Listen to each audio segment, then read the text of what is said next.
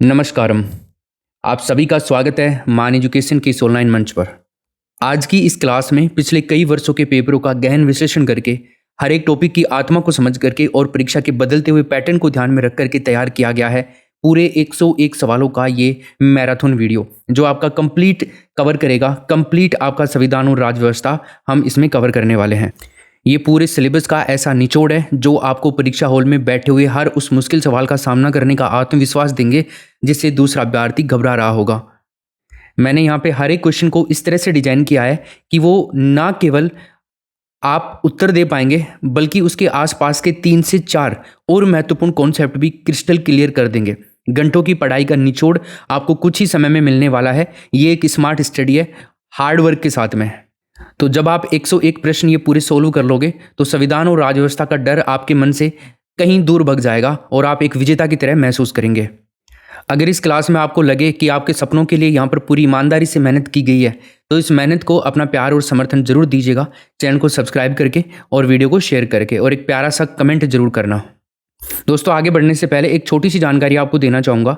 अपना एप्लीकेशन है टेस्ट के नाम से, इसे आप प्ले स्टोर पर से डाउनलोड करें और डाउनलोड करने के बाद में नोट्स हब वाले सेक्शन पे जाएं और यहाँ पर प्रथम प्रश्न पत्र के लिए 7777 क्वेश्चन की वन लाइनर पीडीएफ है। एसएसटी के लिए भी है, हिंदी के लिए भी है। तो इन सभी को आप लोग जरूर एक बारी पढ़ करके जाइएगा, इससे आपका क्विक रिवीजन हो जाएगा। और देखो, फर्स्ट पेपर में पूरा कंप्लीट सिलेबस कवर होता है इसमें। जैसे मैं आपको एक डेमो पीडीएफ दिखाता हूँ। जैसे 12 शासन अधिनियम 1919 है, इसके संबंधित जो भी इंपोर्टेंट सवाल हैं वन लाइनर में। देखो, अब एग्जाम आपका पास में और वन लाइनर मिल जाए ना तो फिर बात ही क्या।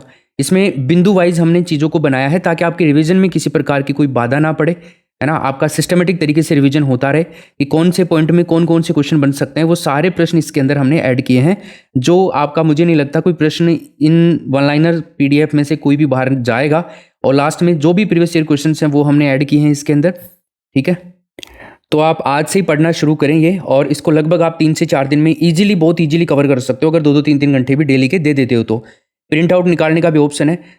साथ में मैं आपको बताना चाहूँगा, डेली टेस्ट में डेली आपके लिए फ्री टेस्ट होते हैं, डेली फ्री होते हैं सेकंड ग्रेड एग्जाम के लिए।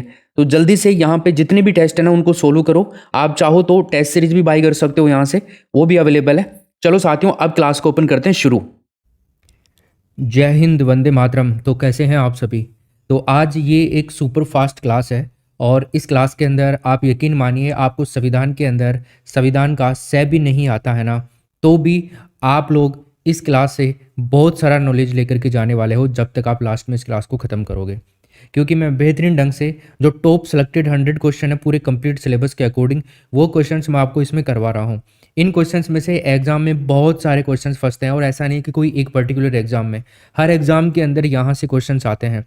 तो आप पूरे विश्वास के साथ में, धैर्य बना करके, पूरी लगन के साथ में इस क्लास को देखें, आपको मज़ा आ जाएगा। इसमें पूरा सिलेबस हम कवर करेंगे और एक एक क्वेश्चन बहुत ही चुन चुन करके लिया गया है।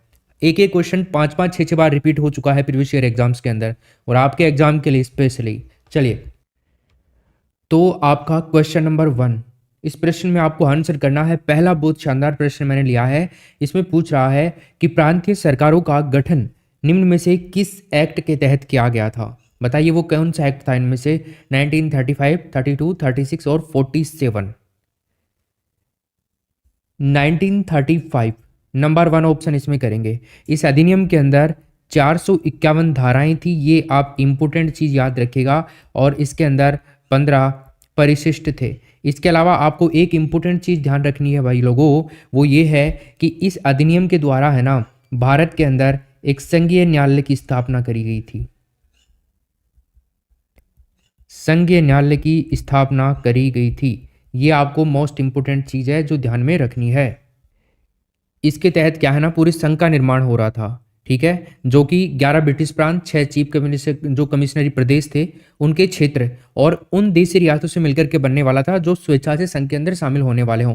एक बात का ध्यान रखिएगा, प्रांतों के लिए संघ में सम्मिलित होना अनिवार्य था, लेकिन जो देशी रियासतें थी ना उनके लिए ये अनिवार्य नहीं था, ये ऑप्शनल था, ऐच्छिक था उनके लिए।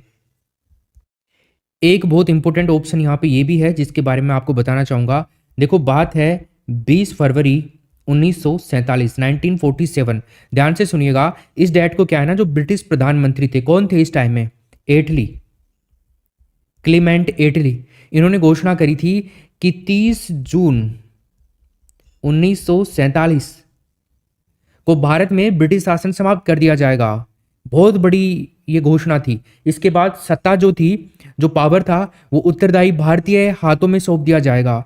इस घोषणा पर मुस्लिम लीग ने आंदोलन किया था और भारत के विभाजन की उन्होंने बात करी थी। नहीं तो क्या पता भारत का विभाजन होता कि नहीं होता। फिर एक डेट आती है 3 जून 1947 को ब्रिटिश सरकार ने फिर से स्पष्ट किया कि 1946 में गठित जो संविधान सभा थी, उसके द्वारा जो संविधान का निर्माण किया गया था, वो संविधान उन क्षेत्रों पर लागू नहीं होगा जो इसको स्वीकार नहीं करेंगे। और इसी डेट को 3 जून याद रखेगा 1947 को जो वायस राय थे लॉर्ड माउंटबेटन, उन्होंने विभाजन की भी घोषणा पेशकश करी थी, जिसे माउंटबेटन योजना के नाम से हम जानते हैं। और इस योजना को कांग्रेस और मुस्लिम लीग ने स्वीकार कर लिया था और इस प्रकार भारतीय स्वतंत्रता अधिनियम 1947 बना करके उसको लागू कर दिया गया था। इस अधिनियम के तहत क्या है ना, 2 डोमिनियन स्टेट बनाए गए थे, एक तो इंडिया और एक पाकिस्तान। तो ये भी एक इंपॉर्टेंट चीज है इसके अंदर। चलो नेक्स्ट क्वेश्चन देखेंगे अब हम। 2 नंबर का प्रश्न है, भारतीय संविधान निम्न में से कौन सी नागरिकता प्रदान करता है, कौन सी सिटीजनशिप देता है? गुड। देखो, अगर मैं आपसे कहूं कि बताइए भारतीय संविधान के वो कौन से आर्टिकल हैं जिनके तहत नागरिकता की चर्चा की गई है, तो आर्टिकल नंबर 5 से लेकर के 8 तक आप याद रखिएगा। और यहां पे ऑप्शन आएगा हमारा बी ऑप्शन, एकल नागरिकता। हमारा संविधान यद्यपि परिसंघीय संविधान है, फिर भी इसमें एकल नागरिकता की ही व्यवस्था करी गई है। अमेरिका की तरह संघ और राज्य की दोहरी नागरिकता यहाँ पर नहीं दी जाती है। राज्य की नागरिकता अलग होगी और भारत की मतलब देश की नागरिकता, संघ की नागरिकता अलग होगी। यहाँ पे केवल एक ही सिटीजनशिप है और वो संघ की सिटीजनशिप है, ना कोई स्टेट की, याद रखिएगा। तो इसमें ऑप्शन नंबर हम बी कर देंगे। क्वेश्चन नंबर 3 देखिए, निम्नलिखित में से किस अधिनियम के द्वारा संवैधानिक निरंकुशता का सिद्धांत प्रवृत्त किया गया है? संवैधानिक निरंकुशता का संविधान मतलब सिद्धांत। देखिए यहां पर भी हमारा आंसर आएगा 1935 का भारत सरकार अधिनियम। देखो, भारत परिषद अधिनियम 1909, इसके द्वारा क्या है ना, जो मुस्लिम समुदाय था उसके लिए पृथक निर्वाचन मंडल का प्रावधान किया गया था। तो इसमें याद रखेगा पृथक निर्वाचक मंडल, राइट, यस। तो ये एक बात याद रखनी है। और फिर 1919 के भारत शासन अधिनियम के द्वारा है ना, प्रांतों के अंदर द्वैध शासन प्रणाली की स्थापना कर दी गई थी। और भारत शासन अधिनियम 1935 की अगर हम बात करें तो इसके द्वारा द्वैध शासन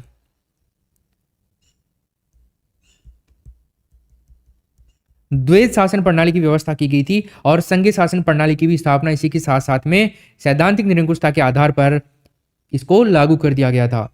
तो यहां पर ऑप्शन नंबर हमारा 3 राइट आंसर हो जाएगा।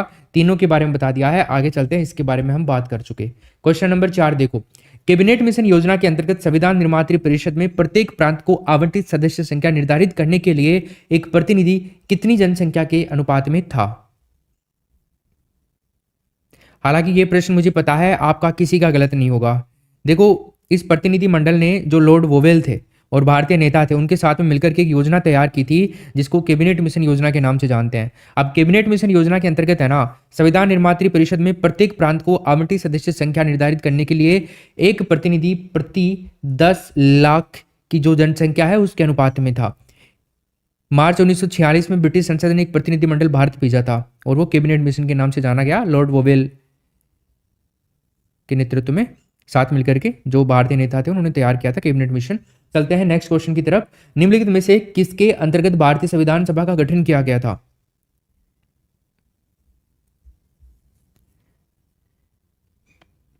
यस, भारतीय संविधान सभा का गठन। देखो, भारतीय संविधान का निर्माण है ना एक संविधान सभा के द्वारा किया गया था, हम सभी जानते हैं। संविधान सभा का गठन कैबिनेट मिशन योजना 1946 के तहत किया गया था। अब संविधान सभा के अंदर है ना कुल जो सदस्य थे वो 389 सदस्य थे, जिनके अंदर 292 सदस्य जो थे ना वो ब्रिटिश भारत के अंतर्गत थे, मतलब जिन क्षेत्रों के ऊपर ब्रिटिश सरकार का नियंत्रण था डायरेक्ट, ठीक है। 292 ब्रिटिश भारत के जो गवर्नर थे वो थे, और इसके अलावा 11 प्रांतों से थे और 4 थे आपके चीफ कमिश्नरी जो प्रदेश थे उनके तहत, मतलब जिनके अंदर दिल्ली, अजमेर, मेरवाड़ा, कुर्ग और ब्रिटिश बलूचिस्तान था, ये सब थे।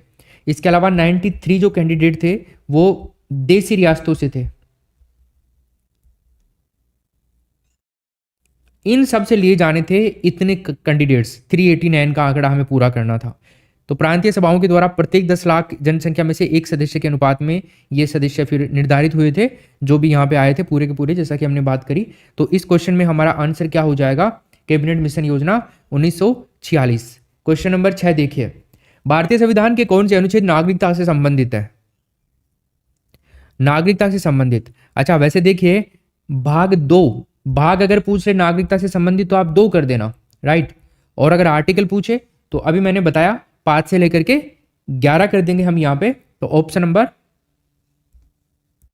अब आप कहेंगे सर ऊपर तो आपने 5 से 8 बताया है, लेकिन देखो मुख्य रूप से 5 से 8 ही है, लेकिन आंशिक रूप से भी हम बात करें, कुछ कुछ बातें यहाँ पे 11 तक भी करी गई है, तो हम इसके अंदर ये वाला ऑप्शन करेंगे, राइट आंसर बी करेक्ट। चलो नेक्स्ट क्वेश्चन देखते हैं, किस देश में दोहरी नागरिकता का सिद्धांत स्वीकार किया गया है?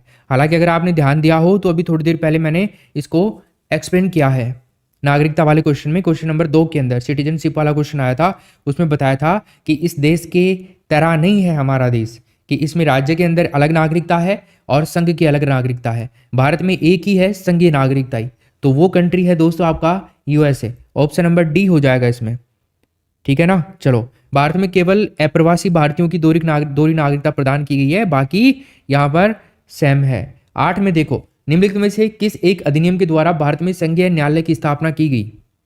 अभी थोड़ी देर पहले ये भी मैंने डिस्कस कर दिया आपको, संघीय न्यायालय की स्थापना। देखो भारत में संघीय न्यायालय की जो स्थापना है ना, इसकी डेट अगर मैं आपको बताऊं तो 1 अक्टूबर 1937 को, और अधिनियम की अगर हम बात करें तो इनमें से कोई भी अधिनियम यहाँ पर नहीं है, तो वो अधिनियम है 1935 का भारत शासन अधिनियम। तो इसमें आंसर आएगा हमारा डी ऑप्शन।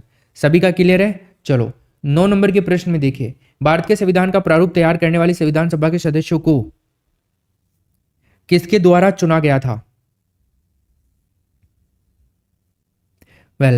यहां पे विभिन्न प्रांतों की विधानसभाओं के द्वारा इनको चुना गया था। कैसे कैसे चुना गया था अभी हमने देख लिया, ठीक है भाई। संविधान सभा का गठन कैबिनेट मिशन के द्वारा एक योजना थी, उसके आधार पर किया गया था कैबिनेट, जिसमें सदस्यों को प्रांतीय विधानसभाओं के सदस्यों के द्वारा अप्रत्यक्ष चुनाव के द्वारा चुना गया था। संविधान सभा के 292 सदस्य जो थे वो प्रांतीय विधानसभाओं के माध्यम से निर्वाचित हुए थे। 93 कैंडिडेट थे, ये भारतीय जो शाही रियासत थी, प्रतिनिधित्व जो कर रहे थे, उनके द्वारा चुने गए थे। 4 सदस्य आपके इनके अलावा जो मुख्य आयुक्त प्रांत थे वहां से चुने गए थे। इस प्रकार सभा के अंदर टोटल 389 कैंडिडेट्स होते हैं ये। चलो, तो इसमें ऑप्शन नंबर डी तीसरा करेंगे। 10 नंबर का क्वेश्चन देखिए, भारत की संविधान सभा की अंतिम बैठक की सही तिथि बताइए। अंतिम बैठक आप 13 दिसंबर मत कर दीजिएगा यहाँ पे, और हालांकि ऑप्शन में है भी नहीं, और अगर आ भी जाए आ सकता है, क्योंकि आजकल ऑप्शन कठिन बनाने लग गए हैं, तो आपको पता होना चाहिए एक्चुअल क्या डेट है। तो अंतिम बैठक देखो, यहां पर हम बात करें अगर पहली बैठक की मैं बात करूं आपसे, तो उसकी डेट है 9 दिसंबर 1946, ठीक है 1946। इसके अलावा जो अंतिम बैठक थी, अंतिम बैठक, तो उसकी डेट है 24 जनवरी 1950।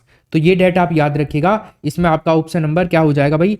तीसरा, मतलब इसमें तीसरा है, डी ऊपर है, जो भी है आप सीक्वेंस में देख लो, डेट हमें पता होनी चाहिए। नेक्स्ट क्वेश्चन देखिए, नागरिकता यानी कि संशोधन कानून कब पारित हुआ बताओ?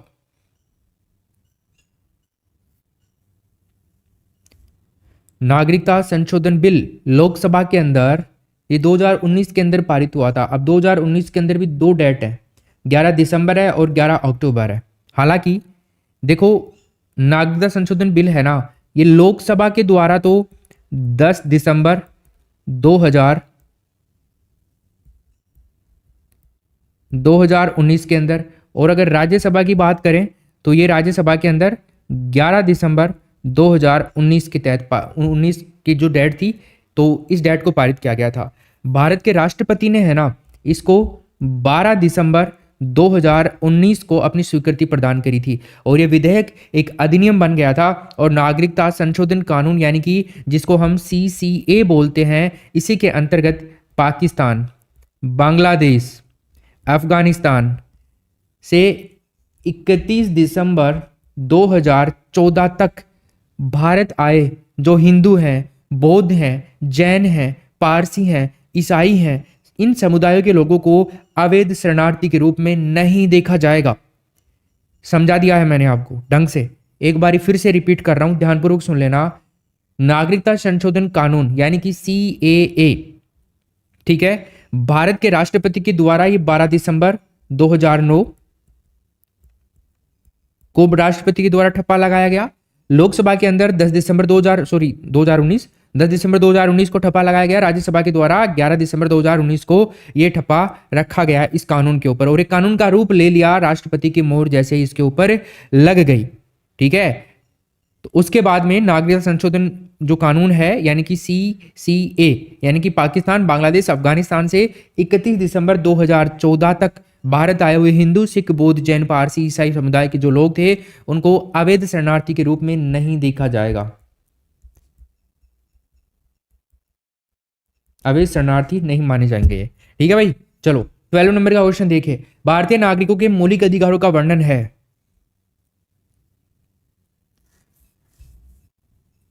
कहां से कहां तक है? यस, नंबर 1 ऑप्शन हो जाएगा। 12 से लेकर के 35 तक है। ये लोकतंत्र में मौलिक अधिकार वो अधिकार होते हैं जो किसी व्यक्ति के जीवन, स्वतंत्रता, अभिवृद्धि, इन सब के लिए अनिवार्य होते हैं और जिनको राज्य के विरुद्ध न्यायपालिका का संरक्षण प्राप्त होता है। इसके अभाव में लोकतंत्र मात्र कल्पना ही होगा अगर न्यायपालिका नहीं होगी तो संविधान का हमारा एक भाग है दोस्तों, तीसरा भाग, और इस भाग के अंदर एक आर्टिकल है 12 से लेकर के 35 तक।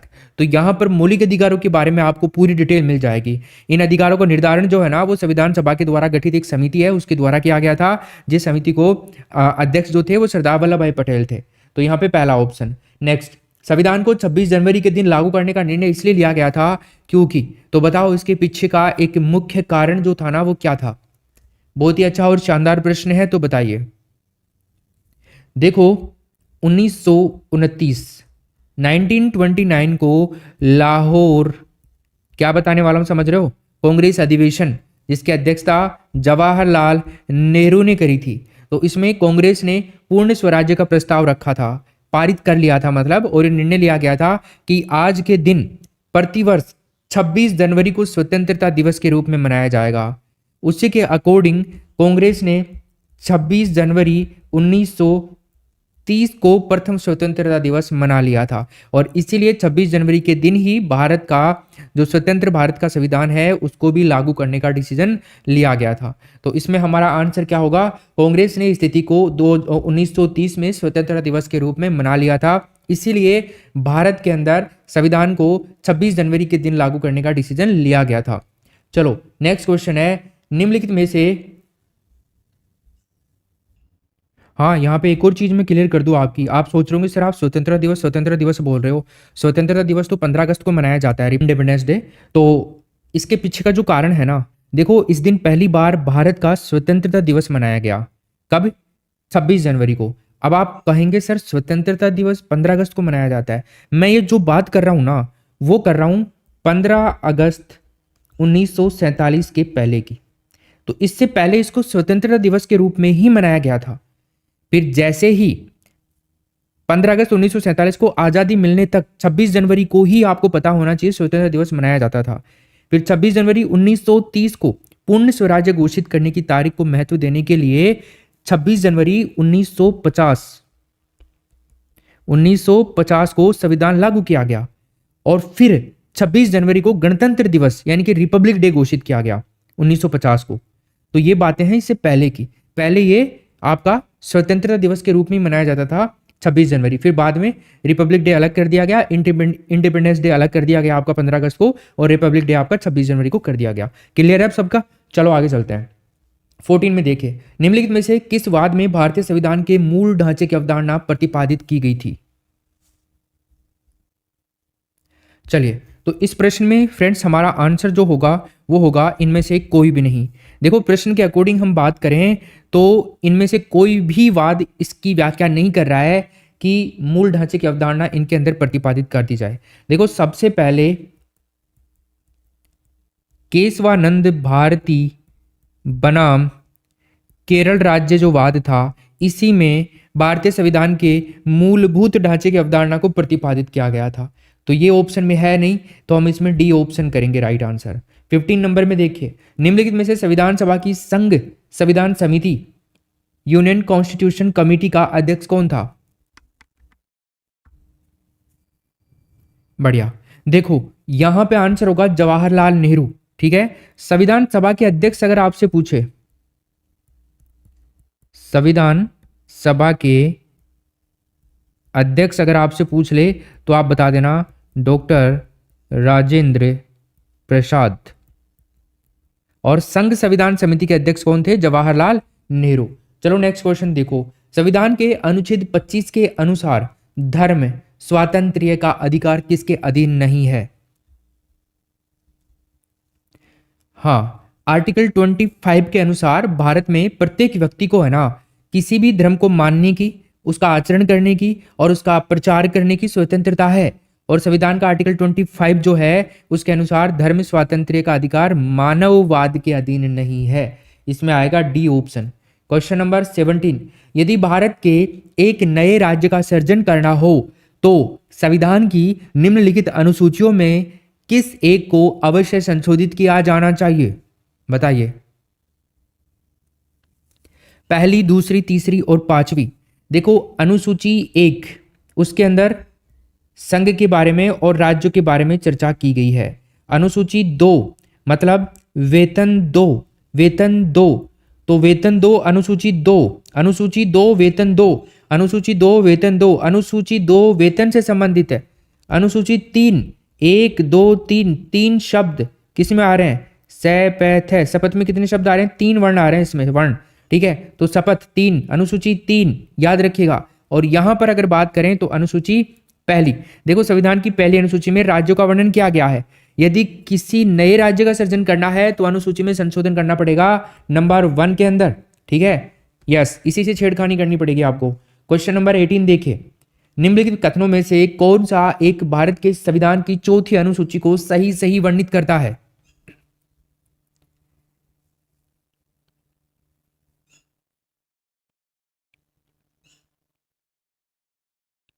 देखो भारतीय संविधान की जो शेड्यूल नंबर 4 है इसमें विभिन्न राज्यों और जो संघीय क्षेत्र हैं उनकी राज्यसभा के प्रतिनिधित्व का वर्णन किया गया है। तो इसमें राज्यसभा के स्थानों का आवंटन है, डी ऑप्शन होगा इसमें। 19 नंबर में देखिए, भारतीय संविधान में 9वीं अनुसूची परिवर्धित हुई। शेड्यूल नंबर 9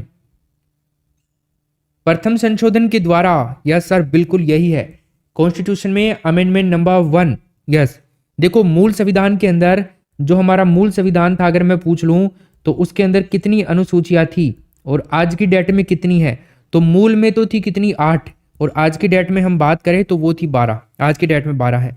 तो संविधान में 9वीं अनुसूची जो है ना वो प्रथम संविधान संशोधन अधिनियम 1951 के द्वारा जोड़ी गई। इसके अंतर्गत क्या है ना, राज्य द्वारा संपत्ति के अधिग्रहण की जो विधियां हैं उनके बारे में बात करी गई है। और इस अनुसूची में जो सम्मिलित विषय हैं उनको न्यायालय के अंदर चुनौती बताओ दी जा सकती है कि नहीं दी जा सकती? नहीं दी जा सकती है। और वर्तमान में इस अनुसूची में है ना 284 अधिनियम है। अनुसूची नंबर 9 के अंदर 284 अधिनियम। ठीक, चलो 20 नंबर का प्रश्न देखिए, भारतीय संविधान को अपनाया गया था। चलो अब तो गलत नहीं होना चाहिए, 2-3 बार डिस्कस कर चुका है इसके बारे में। संविधान सभा का प्रथम अधिवेशन कब हुआ? अभी मैंने बताया 9 दिसंबर 1946 को हुआ। ठीक है सर। तो संसद भवन का जो केंद्रीय कक्ष उसके अंदर संपन्न हो गया। अध्यक्ष इसके चुने गए डॉक्टर सच्चिदानंद सिन्हा को। इसके बाद में 11 दिसंबर 1946 को एक और बैठक होती है, राजेंद्र प्रसाद को स्थायी अध्यक्ष चुना जाता है। संपूर्ण संविधान के निर्माण के अंदर 2 वर्ष 11 महीने 18 दिन का समय लगता है और लगभग जो खर्चा आता है वो आता है आपका 64 लाख रुपीज। यहाँ पर आंसर होगा संविधान सभा के द्वारा नंबर 1 ऑप्शन। क्वेश्चन नंबर 21 बहुत ही शानदार प्रश्न है, आपको सही उत्तर का सुमेल करना है। आर्टिकल हैं और इनसे संबंधित चीजें हैं, किस आर्टिकल में क्या है? आर्टिकल 1 से 14, आर्टिकल 36, आर्टिकल 74, आर्टिकल 368। बताइए क्या इस प्रश्न में सही उत्तर होगा? देखो आर्टिकल 14 जो है ना ये समानता के अधिकार से संबंधित अनुच्छेद है जिसमें नागरिकों और विदेशी व्यक्तियों की समानता के अधिकार का वर्णन किया गया है। तो आर्टिकल 14 की हम बात करें तो ये समानता, के बारे में बात करता है। उसके अलावा आर्टिकल 36 जो है ना, ये राज्य के जो नीति निदेशक तत्व होते हैं, जस्ट अ सेकंड, नीति निदेशक तत्व सिद्धांत का वर्णन करता है, जो संविधान के भाग 4 के अंदर है। भाग 4 में आर्टिकल 36, तो नीति निदेशक तत्व आपके आर्टिकल नंबर 36 से लेकर के 51 तक हैं। ठीक, इसके अलावा आर्टिकल 74 जो है ना आपका, आर्टिकल 74 है संघीय मंत्री परिषद के गठन का वर्णन करता है ये। ठीक है, तो संघीय मंत्री परिषद के गठन का वर्णन ये कर रहा है। इसको हटा लो आप, ये बैठ नहीं रहा है। समानता का अधिकार ये कर देगा। 36 के अंदर नीति निदेशक तत्व हो जाएंगे। आर्टिकल 74 के अंदर आपका समानता का हो जाएगा। 36 जो है आपका ये कर देगा 36 से लेकर 51 तक नीति निदेशक तत्व। 74 के अंदर मंत्री परिषद हो जाएगा, मतलब संघीय मंत्री परिषद के गठन के वर्णन के बारे में बात करी गई है।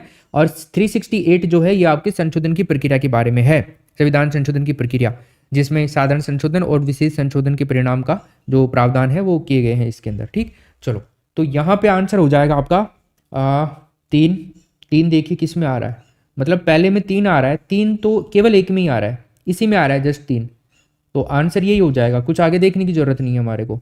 डी ऑप्शन सही उत्तर होगा इसमें। चलो नेक्स्ट क्वेश्चन देखिए, संविधान को एक पवित्र दस्तावेज किसने कहा है? पवित्र दस्तावेज, भारतीय संविधान के निर्माण में देखो सर्वाधिक योगदान देने वाले जो व्यक्ति है ना, वो है डॉक्टर भीमराव अंबेडकर। ठीक है, तो इन्होंने संविधान को एक पवित्र दस्तावेज कहा है। अंबेडकर को भारतीय संविधान का पिता भी कहा जाता है। ये संविधान निर्माण की सबसे महत्वपूर्ण प्रारूप समिति जो थी उसके अध्यक्ष भी रहे हुए हैं, तो यहां पर पहला ऑप्शन होगा। 23 देखिए, भारतीय संविधान के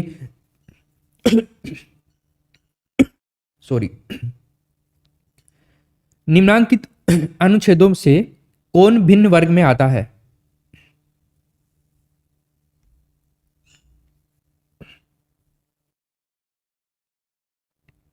देखो, आर्टिकल 14, आर्टिकल 15, आर्टिकल 16, इन तीनों का जो संबंध है ना, मूल अधिकारों से संबंधित है। ये तीनों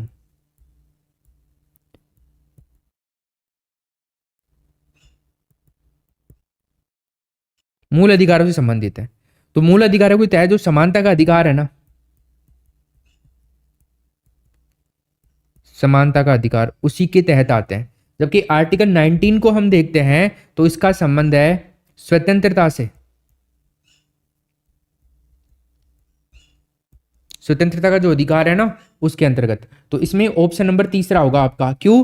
क्योंकि ये तीनों जो है ना ये समानता के अधिकार के बारे में बात करते हैं, मतलब मूल अधिकारों से संबंधित है, और ये 19 जो है आपका स्वतंत्रता का अधिकार है। 24 देखो, निम्नलिखित में से कौन संविधान प्रारूप समिति के सदस्य थे? संविधान की जो प्रारूप समिति थी उसके सदस्य, अध्यक्ष नहीं पूछ रहा है, अध्यक्ष तो भीमराव अंबेडकर थे। अब अध्यक्ष जो होता है ना वो सदस्य भी होता है, आप ये भी ध्यान रखिएगा। ठीक है, तो सदस्य में भी काउंट होते हैं वो। तो यहाँ पर मैं आपको सारों के बारे में बताऊंगा क्योंकि बहुत ही ज्यादा इंपॉर्टेंट क्वेश्चन है ये क्वेश्चन एग्जाम में आता ही आता है, कुछ भी कर लो आप भले, तो आपको पता होना चाहिए इसके बारे में। देखो यहाँ पे मैं आपको थोड़ा सा बताता हूं। देखो एक तो अंबेडकर, ठीक है, जो कि अध्यक्ष थे। 2 नंबर पे जो एन गोपाला स्वामी आयंगर थे,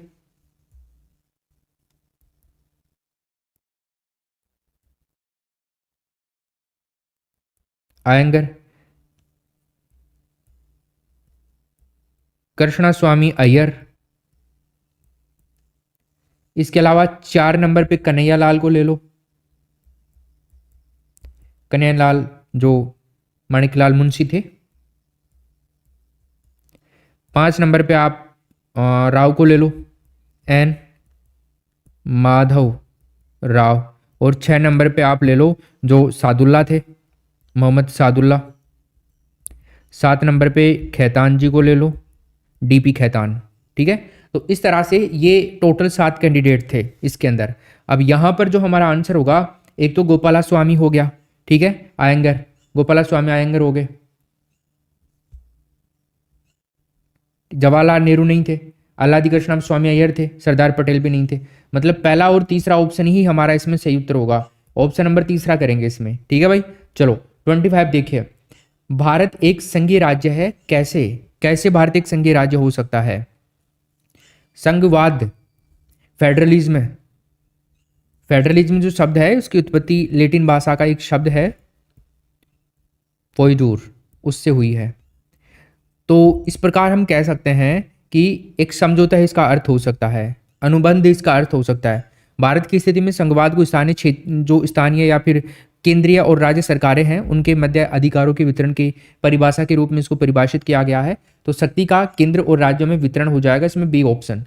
क्वेश्चन नंबर 26, निम्नांकित संवैधानिक उपचारों में से किसे पोस्टमार्टम भी कहा गया है? पोस्टमार्टम,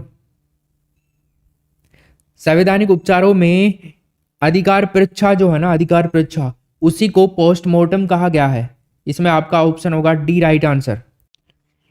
आगे आपका प्रश्न है 27 नंबर का, किस प्रधानमंत्री के कार्यकाल के दौरान भारत के संविधान में 9वीं अनुसूची को पुनः स्थापित किया गया था?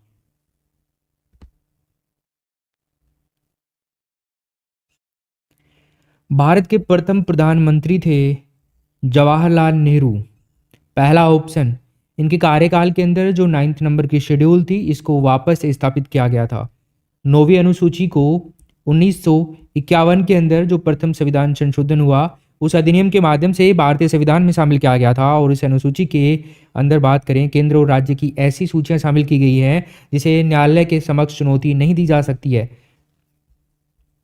किसने कहा भारत एक अर्धसंघात्मक राज्य है? बताइए ये स्टेटमेंट किसका है?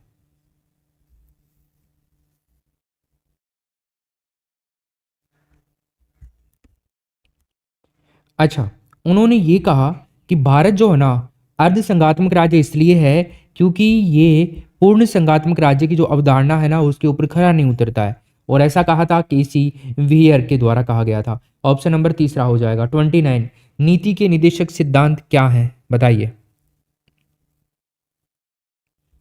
देखो, नीति निर्देशक सिद्धांतों का उल्लेख है ना हमारे संविधान का जो भाग 4 है, आपसे पूछ रहे हैं ना भाग के बारे में, भाग 4 आर्टिकल 36 से लेकर के 51 तक।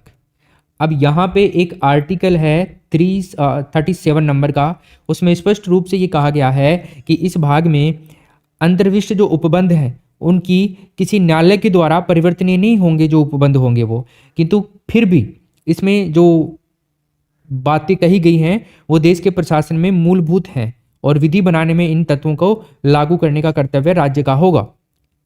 तो यहाँ पे राज्य को प्राथमिकता दी गई। खैर देखिए, वाद योग्य नहीं है, इसमें बी ऑप्शन हो जाएगा। 30 में देखिए, भारतीय संविधान के किस अनुच्छेद के अंतर्गत लोकसभा में अनुसूचित जातियों के आरक्षण का प्रावधान किया गया है?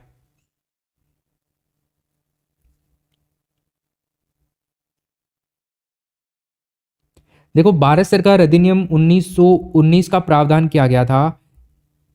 डॉक्टर भीमराव अंबेडकर ने अनुसूचित जातियों की उन्नति के समर्थन के लिए सरकारी सेवाओं और शिक्षा के क्षेत्र में आरक्षण की मांग करी थी।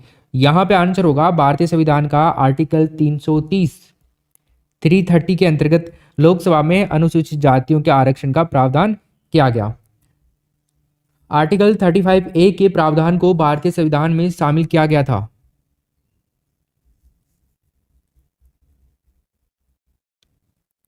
Nineteen 1954 D option.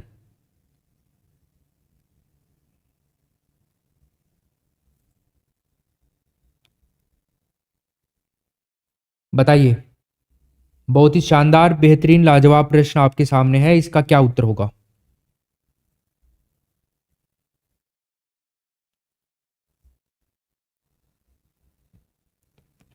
संवैधानिक संशोधन,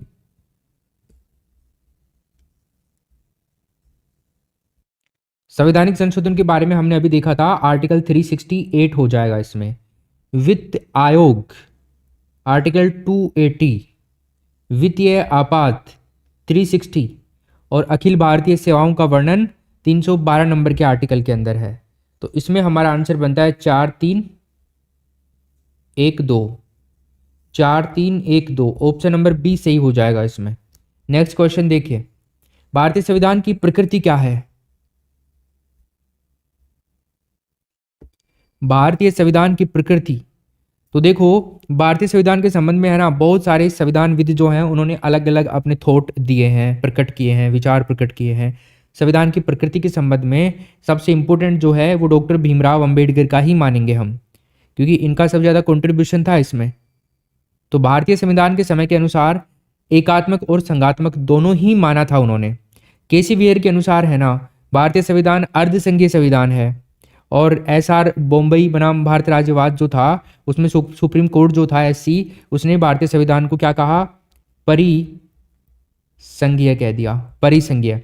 लेकिन मूल रूप से हम पूरा का पूरा सार निकालें, निचोड़ निकालें तो भारतीय संविधान की प्रकृति में संघीय है किंतु भावनात्मक रूप से एकात्मक भी है। आप कहेंगे सर आंसर क्या करोगे, आंसर यही करेंगे, प्रकृति में संघीय है किंतु भावना में एकात्मक है। ठीक है, चलो नेक्स्ट क्वेश्चन देखते हैं 34। इनमें से कौन सा भारतीय संघीय व्यवस्था में एकात्मक तत्व है। अब थोड़ा ऊपर वाला जो क्वेश्चन था उसका थोड़ा एक्सप्लेनेशन आपको यहां पे मिलेगा। देखो, भारत एक संघीय राज्य है और संघीय राज्य के आवश्यक जो लक्षण होते हैं ना वो एक तो जैसे लिखित संविधान हो गया, संविधान के द्वारा केंद्र और जो इकाइयां उनके मध्य शक्तियों का विभाजन हो गया, केंद्र और राज्य के मध्य जो उत्पन्न विवाद हैं उनके समाधान के अंदर उच्चतम न्यायालय के अंदर शरण, वो काम हो गया। लेकिन संघ को यहाँ पे प्राथमिकता है, ये भी आप ध्यान रखिएगा, क्योंकि शक्तियों के विभाजन का झुकाव केंद्र की ओर ही रहता है भारत में मोस्टली, तो ये आपको ध्यान रखना है। और अवशिष्ट शक्तियां राष्ट्रपति के संकटकालीन अधिकार, आर्टिकल 249 अखिल भारतीय सेवाएं, आर्टिकल 356, ये सब भारत को पूर्ण संघीय राज्य होने से रोकती हैं, अर्ध संघीय राज्य बनाती हैं। इसमें 2, 3, 5 आंसर हमारा राइट आंसर हो जाएगा। राज्यपालों की नियुक्ति, राज्यसभा में असमान प्रतिनिधित्व, अखिल भारतीय सेवाएं। ठीक है भाई, ऑप्शन नंबर यहाँ पे हम करेंगे 2, 3, 5 किसमें है, ऑप्शन नंबर तीसरा। देखो, भारत के संविधान के उद्देश्यों में से एक के रूप में आर्थिक न्याय का किसमें उपबंध किया गया है, आर्थिक न्याय का।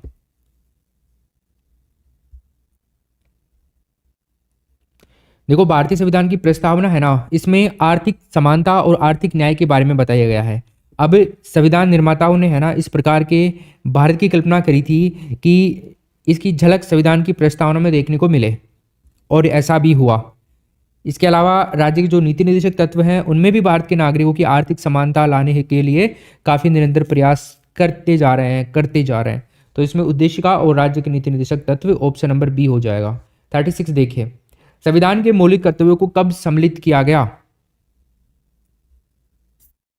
देखो, मूल संविधान में नागरिकों के जो मौलिक कर्तव्य हैं उनकी व्यवस्था नहीं थी, आप ध्यान रखिएगा। स्वर्ण सिंह समिति जो थी ना उसकी सिफारिश पर, मैं लिख देता हूं, स्वर्ण सिंह समिति की सिफारिश पर भारतीय संविधान में मूल कर्तव्यों को जोड़ा गया था। जो 42वां संविधान संशोधन हुआ था इसी के तहत 1946 के अंदर 10 मूल कर्तव्य जोड़ दिए गए थे। अच्छा देखो, 4 + 2 कितने होते हैं, 6 होते हैं ना, और 4 + 4 कितने होते हैं, 8 होते हैं, है ना। तो 42वां संविधान संशोधन तो हुआ था 1976 में और 44वां हुआ था 1978 में। ये ट्रिक भी आप ध्यान में रखिएगा, इस क्वेश्चन में 1976 हो जाएगा। नेक्स्ट क्वेश्चन, भारतीय संविधान के किस अनुच्छेद में 42वां संविधान संशोधन विधेयक मूल कर्तव्यों को सम्मिलित किया गया है। कौन सा आर्टिकल, 42वां अमेंडमेंट जो था 1976, इसके द्वारा भारतीय नागरिकों के लिए 10 मूल कर्तव्य संविधान में जोड़े गए थे, और इनको आर्टिकल 51A के अंदर, बी ऑप्शन हमारा सही उत्तर हो जाएगा, भाग 4A के अंदर एकमात्र अनुच्छेद है ये जिसमें जोड़ा गया था। और वर्तमान में मूल कर्तव्यों की संख्या अगर आपसे पूछे, वर्तमान में मूल कर्तव्य जो 86 नंबर का संविधान संशोधन हुआ था 2002 के अंदर, इसमें एक और जोड़ दिया गया था, तो टोटल 11 हो गए हैं, याद रखिएगा। क्वेश्चन नंबर 38, श्रीमती प्रतिभा पाटिल का भारतीय गणतंत्र के राष्ट्रपति के रूप में जो क्रम था, सीक्वेंस था, नंबर था, वो कौन सा था। सीक्वेंस नंबर बताना आपको, क्रम क्या था, 10वां, 12वां, 11वां और 13वां। देखो, भारत की प्रथम महिला राष्ट्रपति जो थी ना वो थी श्रीमती प्रतिभा पाटिल। प्रतिभा पाटिल प्रथम महिला राष्ट्रपति थी ये, तो ये भी एक क्वेश्चन अलग से बनता है। इन्होंने 25 जुलाई 2007 के अंदर राष्ट्रपति पद की शपथ ली थी। तो श्रीमती प्रतिभा पाटिल भारत की 13वीं राष्ट्रपति थी, याद रखिएगा। 13वीं राष्ट्रपति चुनी गई थी। इनका कार्यकाल 25 जुलाई 2007 से लेकर के 25 जुलाई 2012 तक रहा था। उन्होंने राष्ट्रपति पद की शपथ मुख्य न्यायाधीश जो केजी बालकृष्ण हैं उन्होंने दिलाई थी। तो यहाँ पे आंसर डी ऑप्शन हो जाएगा। 39 देखिए, निम्नलिखित में से राष्ट्रपति किसकी नियुक्ति करता है, बताओ। राष्ट्रपति किसकी नियुक्ति करता है? भारत के महान्यायवादी की बिल्कुल सर करता है। नियंत्रक महालेखा परीक्षक सीएजी जो होता है उसकी भी करता है। एक राज्य का राज्यपाल जो होता है उसकी भी नियुक्ति करता है। इसका मतलब डी ऑप्शन हो जाएगा। संविधान के अंदर आर्टिकल है 76, उसके तहत तो करता है महान्यायवादी की नियुक्ति, आर्टिकल 76 के तहत तो, ठीक है। आर्टिकल 148 के तहत नियंत्रक और महालेखा परीक्षक की नियुक्ति करता है और राज्यपाल की नियुक्ति करता है 153। तो यहाँ पे आपके कितने सारे क्वेश्चन सही हो रहे हैं? एक तो 3 क्वेश्चन तो ये हो गए, 3 क्वेश्चन ये हो गए, 6 प्रश्न सही हो गए एक ही क्वेश्चन के अंदर। इन तीनों की ही नियुक्ति किसके द्वारा की जाती है? इंडियन प्रेसिडेंट के द्वारा की जाती है। राष्ट्रीय सुरक्षा समिति का प्रधान कौन होता है, बताइए। राष्ट्रीय सुरक्षा समिति, नेशनल सिक्योरिटी कमिटी। देखो इस प्रश्न में सही उत्तर होगा हमारा राष्ट्रपति, तीसरा ऑप्शन हो जाएगा। जो राष्ट्रीय सुरक्षा समिति है उसका प्रधान राष्ट्रपति होता है। भारतीय संघ की कार्यपालिका शक्ति राष्ट्रपति में निहित होती है और भारत के अंदर संसदीय व्यवस्था को अपनाया गया है। 41 देखिए, निम्नलिखित कथनों में से कौन सा सही है?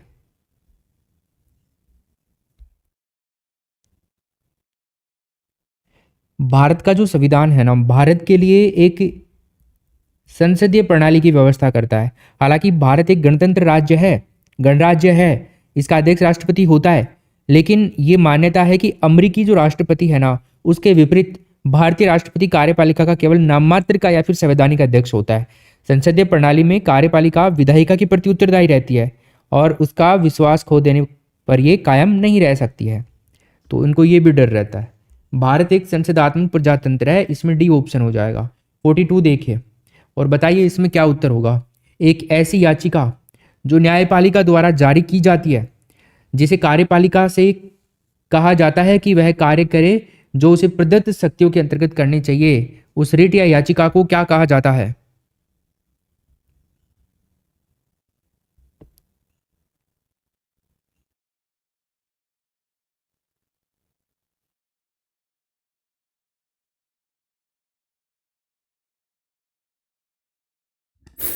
साथियों, अगर आपका सब्जेक्ट एसएसटी है तो एसएसटी के लिए भी अपने टेस्ट की एप्लीकेशन पर कंप्लीट टीचिंग मेथड्स का जो पोर्शन है अपना, उसके वन लाइनर है 1500 से भी ज़्यादा। तो इनको आप ज़रूर पढ़ करके जाइएगा और आपके 20 सवाल जो हैं 40 नंबर के, वो यहाँ से आप इजीली सही कर सकते हो और इसको आप डाउनलोड करके इसका प्रिंट आउट भी ले सकते हो और ये भी आपको नोट्स सब वाले सेक्शन के अंदर मिल जाएगी। चलो साथियों, अब आगे करते हैं अपन शुरुआत। और अगर आप हिंदी से तैयारी कर रहे हैं सेकंड पेपर, तो आपके लिए पूरा कंप्लीट हिंदी साहित्य, साथ में शिक्षण विधियाँ, इनके 5555 प्लस वन लाइनर क्वेश्चंस की अवेलेबल है वन लाइनर पीडीएफ, जिसको भी आप प्रिंट आउट निकलवा सकते हो डाउनलोड करके। और ये मनीष सर ने बनाई है, जो कि खुद स्कूल व्याख्याता हैं और बहुत शानदार इन्होंने मेहनत करी है इसके अंदर। इसको अगर आप पढ़ करके जाएंगे तो आपके हेडेक ही खत्म हो जाएगी, इतनी शानदार यहाँ पर सब कुछ चीज़ें अवेलेबल है। डेमो आप लोग देख सकते हो, यहाँ पर जा करके आपको डेमो पीडीएफ भी मिल जाएगी। साथ में मैं आपकी जानकारी के लिए बता दूं, कंप्लीट आपका 200 प्रश्न का सेकंड ग्रेड का प्रथम प्रश्न पत्र का जो विश्व भूगोल है, इसका मैराथन ऑलरेडी अवेलेबल है, जिसमें सभी चैप्टर कवर किए गए हैं। ये मैराथन वीडियो भी आप जरूर देख के जाइएगा।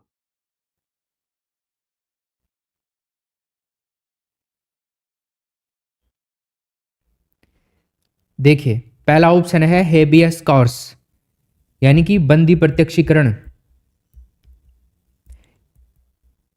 इनके आप इंग्लिश में नाम याद रखना, ये ज्यादातर आजकल इंग्लिश में देने लग गए हैं। बंदी प्रत्यक्षीकरण मतलब हेबियस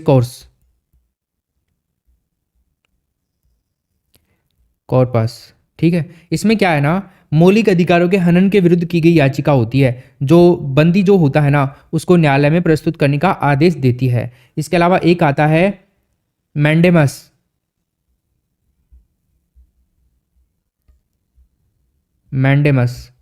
ये क्या है ना, परमादेश कहेंगे हम इसको, परमादेश। इसमें है ना न्यायपालिका के द्वारा कार्यपालिका को अपनी जो प्रदत्त शक्तियां होती हैं उनके अंतर्गत कार्य करने का आदेश देती है। प्रोहिबिशन मतलब प्रतिषेध, प्रतिषेध एक ऐसा आदेश जो विधि के द्वारा प्रदत्त अधिकारों के बाहर कार्य करने वाले जो अधीनस्थ न्यायालय होते हैं उनके विरुद्ध वरिष्ठ न्यायालय के द्वारा जारी किया जाता है। और को वारंट अधिकार परीक्षा, अधिकार परीक्षा, ठीक है। इसमें क्या है ना, इसका मतलब होता है आपका अधिकार क्या है। ये रिट किसी सार्वजनिक पद को अवैध रूप से धारण करने वाले व्यक्ति के विरुद्ध जारी की जाती है। तो इस क्वेश्चन में सर आंसर क्या होगा, हमें तो इतना बताओ। तो आंसर होगा मैंडेमस यानी कि परमादेश।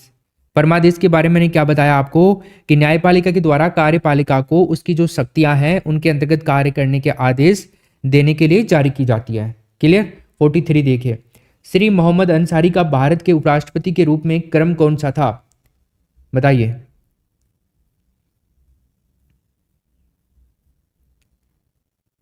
तेरहवें राष्ट्रपति के बारे में हमने बात करी प्रतिभा पाटिल, लेकिन 13वां उपराष्ट्रपति कौन था, ये थे मोहम्मद अंसारी। इसमें आएगा डी ऑप्शन। तो सेम टाइम में आगे देखिए, भारतीय संविधान का निम्नलिखित में से कौन सा अनुच्छेद भारत के राष्ट्रपति को अध्यादेश जारी करने की शक्ति प्रदान करता है। अध्यादेश 1 2 3, बस ये याद रखिएगा सीक्वेंस 1 2 3, 123 नंबर का आर्टिकल, ठीक है। राष्ट्रपति के द्वारा अध्यादेश उस स्थिति में जारी किया जाता है जब जो संसद होती है ना, पार्लियामेंट, उसके दोनों सदन होते हैं, लोकसभा और राज्यसभा, वो सत्र में नहीं हो और राष्ट्रपति को यह विश्वास हो जाए कि ऐसी परिस्थिति उत्पन्न हो गई है जिसमें अविलंब कार्यवाही करना आवश्यक है, बिना कोई देरी की कार्यवाही करना आवश्यक है, तो उस कंडीशन में राष्ट्रपति अध्यादेश जारी करके एक नया कानून बना सकता है। ये उसकी स्वय विवेक की शक्ति में आएगा। ऑप्शन नंबर तीसरा हो जाएगा इसमें। 45 देखिए, भारतीय संविधान का कौन सा अनुच्छेद भारत की विदेश नीति से संबंधित है। भारत की विदेश नीति भाग 4, संविधान का भाग 4, राज्य के नीति निर्देशक तत्व, आर्टिकल 51, अंतरराष्ट्रीय शांति और सुरक्षा में अभिवृद्धि, राष्ट्रों के बीच में न्याय संगत और सम्मानपूर्ण संबंधों को अक्षुण्ण बनाए रखना, कई सारी चीजें हैं उसके अंदर। आर्टिकल 51 होगा इसमें डी ऑप्शन। 46, निम्नलिखित में से भारत में मौलिक कर्तव्य कौन सा है।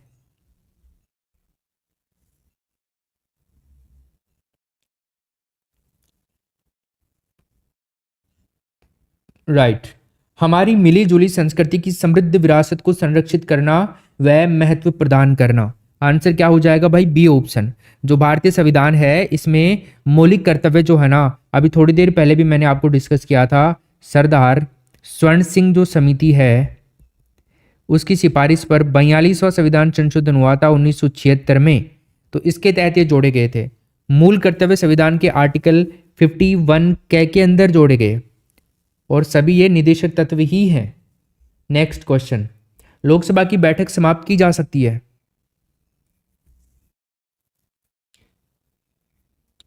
स्थगन के द्वारा, विघटन के द्वारा, सत्रावसान के द्वारा, इन सभी के द्वारा की जा सकती है। किसी भी सत्र में प्रतिदिन बहुत सी बैठक होती हैं, इनको स्थगन के द्वारा कुछ घंटे या कुछ दिन या कुछ सप्ताह के लिए इनको एक्सटेंड किया जा सकता है।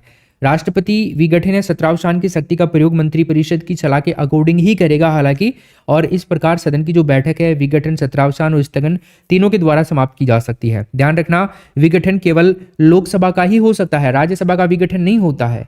नेक्स्ट क्वेश्चन, विधि के प्रश्न पर भारतीय सर्वोच्च न्यायालय से परामर्श लेने का अधिकार किसको है।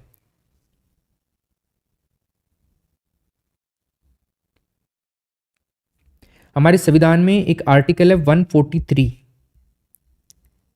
समझ गए होंगे किससे संबंधित है। राष्ट्रपति विधि संबंधी सलाह सर्वोच्च न्यायालय के मुख्य न्यायाधीश से ले सकता है, लेकिन राष्ट्रपति उसकी सलाह को मानने के लिए बाध्य नहीं है। ठीक, तो यहां पर आंसर क्या होगा, ऑप्शन नंबर बी। 49 देखिए, केंद्र सरकार में उच्चतम नागरिक सेवा अधिकारी कौन है। उच्चतम, बिल्कुल उच्चतम, टॉप लेवल, जिसको हम क्या कह सकते हैं,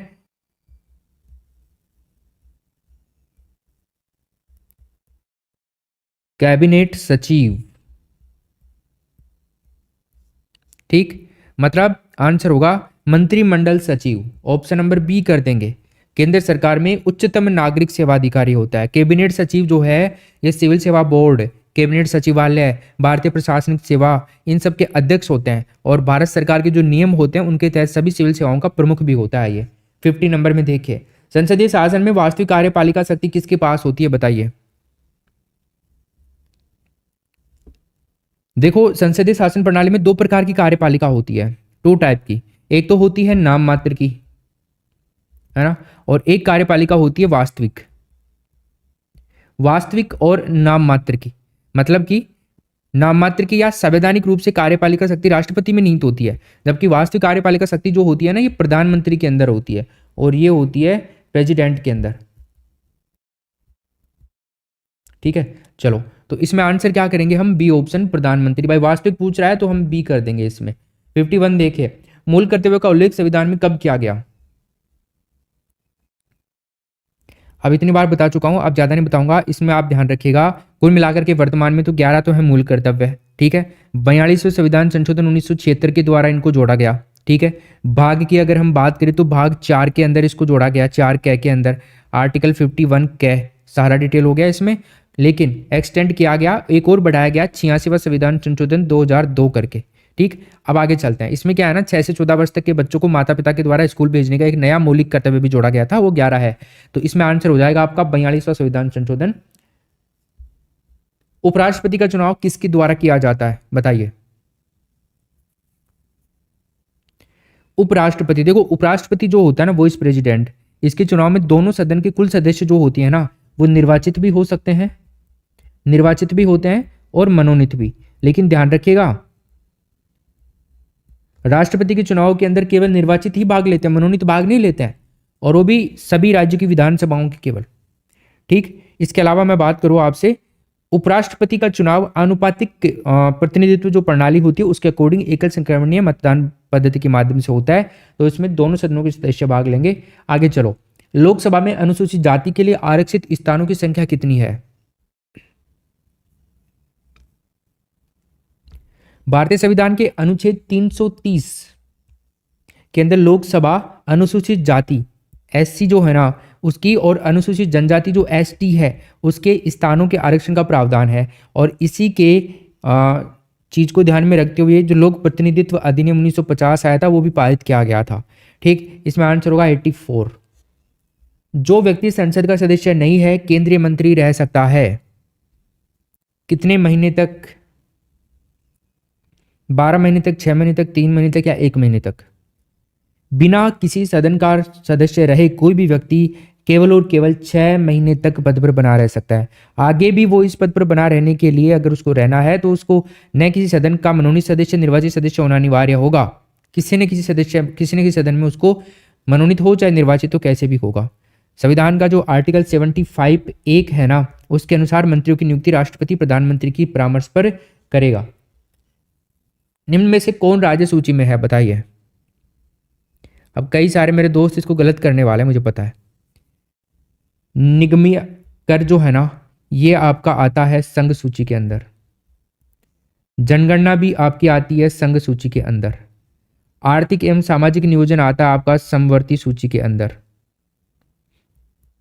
और रेलवे पुलिस जो आती है ना, ये आपकी आती है राज्य पुलिस के अंदर, राज्य सूची के अंदर। ठीक है, चलिए, तो यहां पर आंसर क्या होगा हमारा, पहला ऑप्शन। नेक्स्ट क्वेश्चन देखिए, भारत की प्रभुता, एकता और अखंडता की रक्षा करने और उसे अक्षुण्ण बनाए रखने के मूल कर्तव्य को किस स्थान पर रखा गया।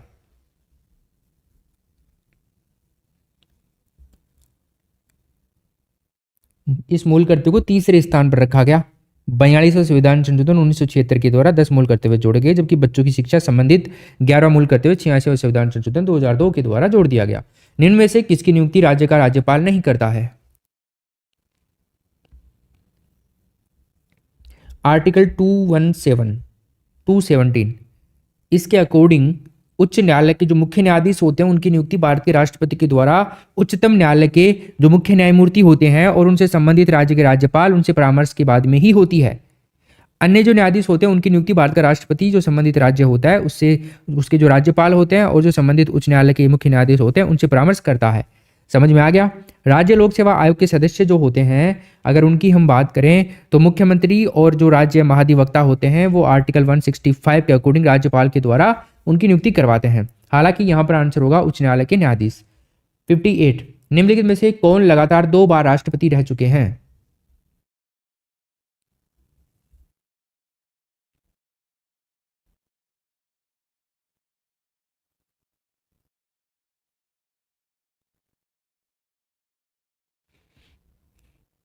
डॉक्टर राजेंद्र प्रसाद, पहला ऑप्शन।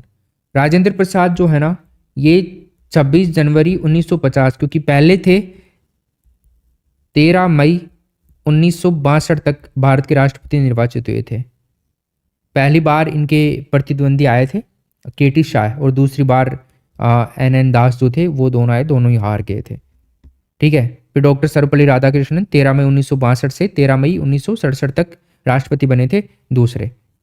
चलो, तो हाँ, जाकिर हुसैन देखें तो जाकिर हुसैन भारत के तीसरे राष्ट्रपति थे और दूसरे उपराष्ट्रपति थे।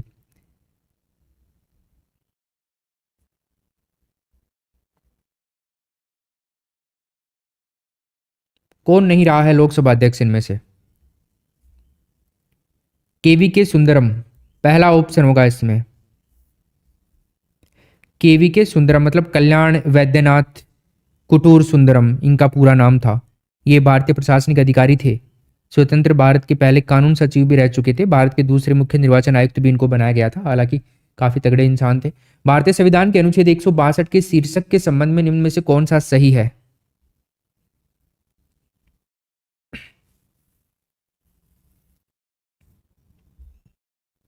बढ़िया।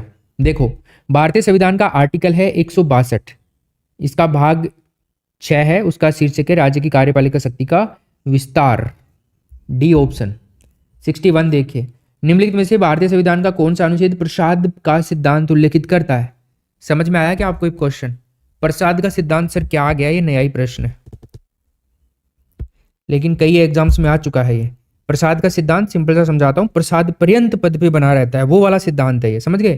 किसके प्रसाद पर्यंत कौन पद पे बना रहता है, ये आपके दिमाग में आ गया होगा। आर्टिकल 156 के तहत राज्यपाल राज्यपाल किसके प्रसाद पर्यंत पद पर रहता है? राष्ट्रपति के। ठीक, चलो। भारत में राष्ट्रीय जल संसाधन परिषद का अध्यक्ष कौन है? जल संसाधन परिषद की स्थापना कब हुई थी? 1983 में। प्रधानमंत्री होता है नंबर 1 ऑप्शन होगा। और जल संसाधन मंत्री क्या होता है फिर आप कहेंगे? ये इसका उपाध्यक्ष होता है।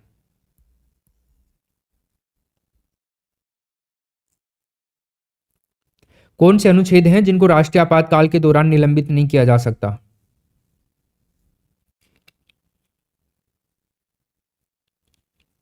ट्वेंटी और 21। 44वां संशोधन हुआ था 1978 के अंदर। इसके तहत आर्टिकल 21 के अंदर जो प्राण और दैहिक स्वतंत्रता का मूल अधिकार है, मतलब जीवन का अधिकार, और राष्ट्रीय आपात की स्थिति में कभी समाप्त नहीं की जा सकेंगे ये। नेक्स्ट क्वेश्चन देखिए, भारत का राष्ट्रपति किसकी नियुक्ति नहीं करता है, बताओ?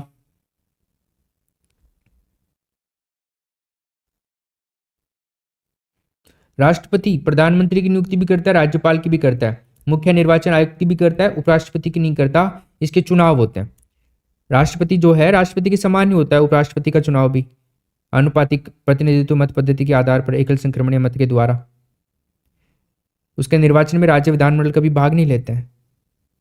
उपराष्ट्रपति लोकसभा और राज्यसभा के सदस्यों के द्वारा चुना जाता है। भारत में महिलाओं के लिए किस राजनीतिक संस्था में स्थान आरक्षित है? पंचायती राज के अंदर, पहला ऑप्शन। पंचायती राज राजनीतिक संस्था है, इसके अंदर 1992 के अंदर 73वां संविधान संशोधन किया गया था। 73वां संविधान संशोधन, इसके द्वारा अनिवार्य कर दिया गया था इनकी उपस्थिति, 1/3 महिलाएं होंगी। संविधान में कौन सा भाग पंचायत से संबंधित है?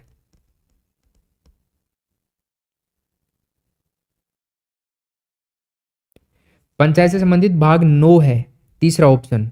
संविधान का भाग 8 क्या है? ये है विधि के अधीन की गई कार्यवाही के कारण उसके कार्य कारण को निलंबित करने का पार्ट, ये मतलब थोड़ा ऊपर ही कर दिया गया था इसका, 8वें के अंदर ही।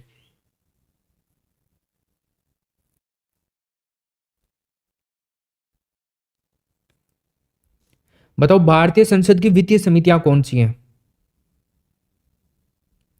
प्राक्कलन समिति, लोक लेखा समिति, लोक उपक्रम समिति।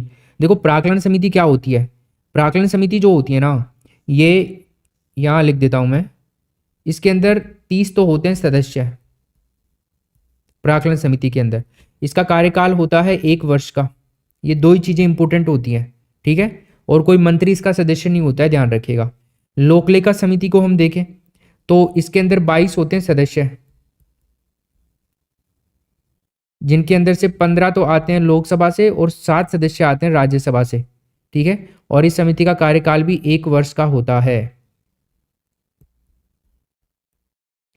इसके अंदर भी कोई मंत्री इस समिति का सदस्य नहीं होता है। लोक उपक्रम समिति, सरकारी उपक्रमों की समिति होती है ये। इसके अंदर भी टोटल 22 सदस्य होते हैं। इनके अंदर भी 15 तो आते हैं लोकसभा से और 7 आते हैं राज्यसभा से, ठीक है। तो ये हो गया। तो यहां पे क्वेश्चन हमसे पूछ रहा है कि निम्नांकित में से भारतीय संसद की वित्तीय समिति नहीं है, तो इसमें पहला, दूसरा और तीसरा हो जाएगा। समितियां हैं, सॉरी। तो पहला, दूसरा और तीसरी समितियां हैं। संसद सदस्यों के वेतन और भत्तों संबंधी संयुक्त समिति ये नहीं होती है। इसमें पहला, दूसरा, तीसरा, पहला ऑप्शन ही हो जाएगा। नेक्स्ट प्रश्न देखिए, अगर कोई धन विधेयक लोकसभा द्वारा स्वीकृत हो जाए तो राज्यसभा इसे अधिक से अधिक रोक सकती है। आर्टिकल 105 के अनुसार राज्यसभा धन विधेयक को अधिकतम 14 दिन तक रोक सकती है। 14 दिनों के बाद में धन विधेयक स्वतः ही राज्यसभा से पारित मान लिया जाता है। बलवंत राय मेहता समिति ने किस प्रकार की पंचायत राज व्यवस्था की अनुशंसा करी थी? बलवंत राय मेहता समिति, तो बलवंत राय मेहता की अध्यक्षता के अंदर यह गठित हुई थी 1957 के अंदर। इस समिति ने अपनी रिपोर्ट पेश की थी 1958 के अंदर। इस समिति ने लोकतांत्रिक विकेंद्रीकरण के सिद्धांत पर आधारित त्रिस्तरीय स्वरूप वाली पंचायत राज व्यवस्था की सिफारिश करी थी। तो इसके अंदर बी ऑप्शन करेंगे हम। इस समिति ने क्या सुझाव दिया था कि त्रिस्तरीय व्यवस्था इस प्रकार होगी कि एक तो होगा ग्राम पंचायत, ठीक है, गांव स्तर पर ग्राम पंचायत समिति हो जाएगी, प्रखंड स्तर के ऊपर जिला परिषद हो जाएगी, ठीक है, पंचायत समिति और एक जिला परिषद।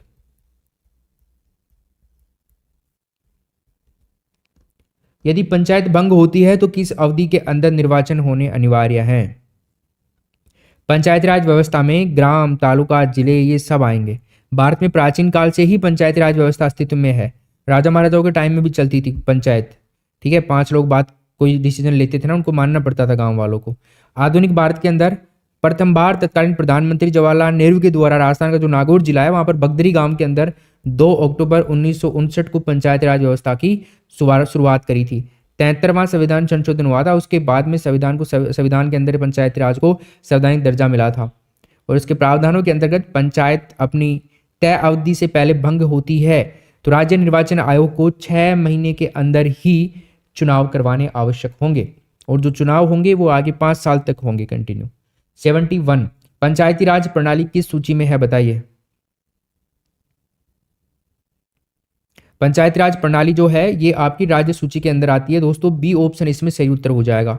इस सूची में दिए गए जो विषय हैं उन पर राज्य सरकार कानून बनाती है। संविधान के लागू होने के समय इसके अंतर्गत है ना 66 विषय आते हैं, जबकि वर्तमान में इस सूची के अंदर विषयों की संख्या कितनी है? 61। चलो, पंचायतों एवं नगर पालिकाओं के संबंध में भारतीय संविधान में किस वर्ष प्रावधान किया गया? हाय फ्रेंड्स, इसमें आंसर हो जाएगा 1993। डी ऑप्शन करेक्ट आंसर करेंगे, ठीक है। चलो, भारतीय संविधान के किस अनुच्छेद के तहत राज्यपाल का विधानमंडल के विश्रांति काल में अध्यादेश प्रख्यापित करने की शक्ति प्राप्त है?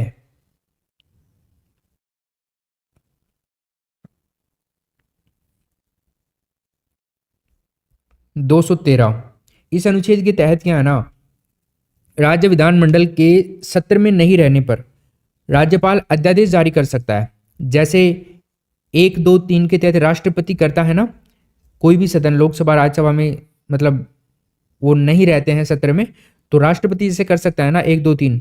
अब इसके अंदर भी 1, 2, 3 ही है वैसे तो, देखो 1 है, 2 है और 3 है, लेकिन ये राज्यपाल है तो इसको थोड़ा सा कष्ट तो उठाना पड़ेगा। तो इसलिए यहाँ पर भी 1 2 3 ही है, लेकिन उल्टा पुल्टा है। ऐसे याद करो इसको 213, और राष्ट्रपति का 1 1 2 3 याद करो सिंपल, तो वहाँ पर तो सिंपल ही लिया जाएगा। ठीक है, तो राज्यपाल को उस समय जब राज्य का विधानमंडल सत्र में नहीं होता है तब अध्यादेश जारी करने की शक्ति होती है। हालांकि राज्यपाल की जो शक्ति है ना कुछ शर्तों के अधीन होती है, जो आर्टिकल 213 के अंदर लिखी हुई है। नेक्स्ट प्रश्न, मेयर का कार्यकाल कितने वर्ष का होता है? हालांकि कार्यकाल में तो आपको प्रॉब्लम नहीं आनी चाहिए इंडिया में। ऑप्शन नंबर होगा डी ऑप्शन, प्रथम अधिवेशन की तारीख से 5 वर्ष का होता है। प्रत्येक नगर पालिका यदि पर्वत किसी विधि के अधीन पहले ही विघटित नहीं कर दी जाएगी तब तो 5 साल तक रहेगा। 75, लोकसभा चुनाव का कोई प्रत्याशी अपनी जमानत खो देता है यदि उसे प्राप्त न हो सके, कितने वोट? 1/3, 1/4, 1/5 भाग, 20 में 100 में से 20। चलो यहां पर कोई भी नहीं है क्योंकि 1/6 भाग आएगा इसके अंदर। क्लियर। नेक्स्ट प्रश्न, निम्नांकित में से दलीय व्यवस्था किस एक व्यापक व्यवस्था का अंग है?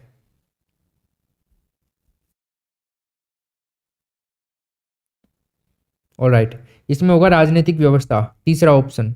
भारत में संसदीय शासन प्रणाली को अपनाया गया है जिसमें दलीय व्यवस्था को महत्व दिया गया है। दलीय व्यवस्था राजनीतिक व्यवस्था को एक व्यापक व्यवस्था के अंग के रूप में परिभाषित करती है। निम्न में से कौन भारत में राजनीतिक दलों को मान्यता प्रदान करता है? बताइए।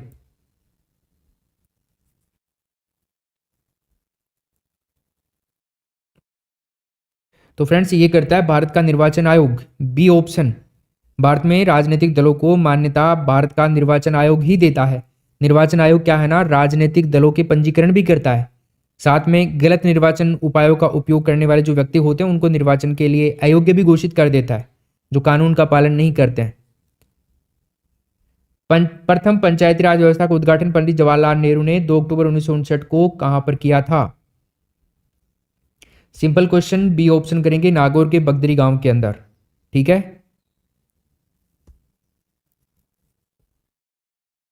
दल बदल निरोधक अधिनियम जिस तिथि को पारित हुआ था कौन सी डेट थी वो? दल बदल मतलब 52वां संविधान संशोधन अधिनियम 1985। इसमें यह प्रावधान किया गया था कि संसद सदस्य या विधानसभा सदस्य दल बदल कर सकते हैं।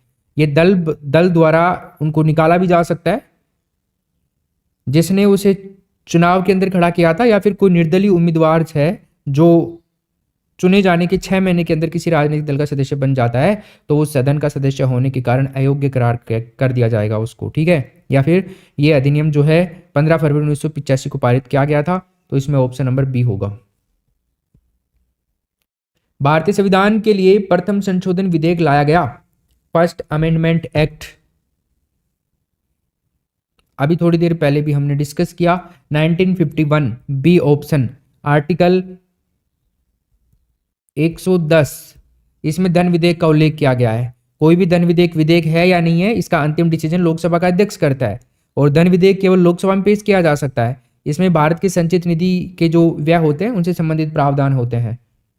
निम्नलिखित में से कौन सा राज्य मानवाधिकार आयोग का कार्य नहीं है?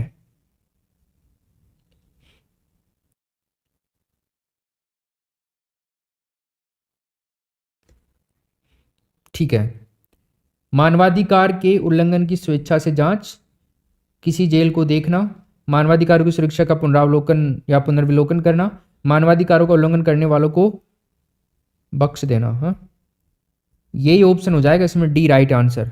ठीक है, मतलब मानवाधिकारों का उल्लंघन करने वालों को सजा देना मानवाधिकार आयोग का कार्य नहीं है। भारत का राष्ट्रीय मानवाधिकार आयोग एक स्वायत्त विधिक संस्था है। इसकी जो स्थापना है ना, स्थापना हुई थी 12 अक्टूबर 1993 को। मानवाधिकार आयोग दिवस मनाया जाता है प्रतिवर्ष 10 दिसंबर को, ये भी याद रखना। ठीक है, चलो। निम्नलिखित में से कौन सी एक समिति पंचायती राज संस्था से संबंधित नहीं है?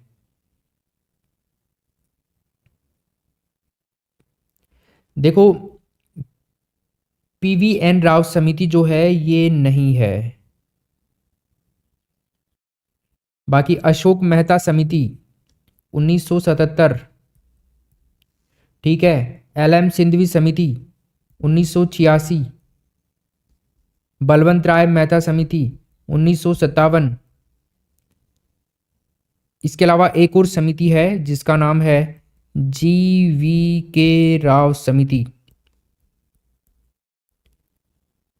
ये समिति गठित की गई थी 1985 के अंदर। ये सारी समितियां जो है ना, ये सारी की सारी समितियां आपके पंचायती राज से संबंधित हैं। दिनेश गोस्वामी समिति का संबंध बताइए किससे है? इसका गठन हुआ था 1990 के अंदर। इस समिति ने है ना भारत में होने वाले जो चुनाव है उनके संबंध में कई महत्वपूर्ण सुझाव और सिफारिश दिए थे, जिनके अंदर जमानत राशि बढ़ाई जानी चाहिए। इसके अलावा ऐसी सभी उम्मीदवारों की जमानत राशि जब्त होनी चाहिए जो 1/4 मत भी प्राप्त ना कर सकें। कोई भी व्यक्ति 2 या 2 से अधिक जगह से चुनाव नहीं लड़ सकता। ऐसी कुछ चीजें थी। निर्वाचन सुधारों के अंदर की बातें करी थी इसने। 84 देखिए, तारकुंडे समिति का गठन किस उद्देश्य से किया गया था? सुना आपने नाम कभी तारकुंडे समिति का? 1974 में आई थी। भारतीय चुनाव प्रणाली में बढ़ते हुए चुनावी खर्चों को नियंत्रित करने के लिए इस समिति के अंदर सुधारों के लिए इसको गठित किया गया था। तो पंचायती राज सुधार होगा इसमें, चुनाव सुधार हो जाएगा। Number 1 option. सभी प्रकार के चुनाव हैं तो उनके अंदर इसको इम्प्लीमेंट भी किया गया था कि कैसे खर्चा बचाया जा सकता है। बी ऑप्शन हो जाएगा इसमें, जो भी है। आगे चलो, नेक्स्ट क्वेश्चन है, भारत के विभिन्न राजनीतिक दलों को राष्ट्रीय या क्षेत्रीय दलों का दर्जा देने का अधिकार किसको है? हमारे संविधान में एक आर्टिकल है 2, 3, 4 नंबर का, मतलब 324 नंबर का, ठीक। तो इसमें चुनाव आयोग के द्वारा ये अधिकार है कि वो इनको राजनीतिक दलों को राष्ट्रीय या क्षेत्रीय दलों का दर्जा प्रदान करे। भारत का सॉलिसिटर जनरल होता है आर्टिकल 76। इसके अंतर्गत तो जो महान्यायवादी होता है ना, जिसको अटॉर्नी जनरल बोलते हैं, उसकी नियुक्ति अपने प्रसाद पर्यंत करता है महान्यायवादी, जो सरकार की विधि संबंधी मामलों के अंदर सलाह देता है, और इसकी सहायता के लिए सॉलिसिटर जनरल और अतिरिक्त जो सॉलिसिटर जनरल होते हैं वो नियुक्त किए जाते हैं। तो इसमें आंसर क्या होगा आपका? एक न्यायिक सलाहकार होता है ये महान्यायवादी के लिए। 87 देखो, मानवाधिकार संरक्षण संशोधन अधिनियम 2019, राष्ट्रीय मानवाधिकार आयोग के सदस्यों की संख्या कितनी बढ़ाई गई?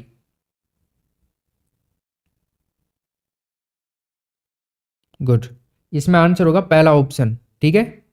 ऑलराइट, अब 3 हो चुके हैं इसमें सदस्यों की संख्या। भारत के मुख्य चुनाव आयुक्त का कार्यकाल कितना होता है?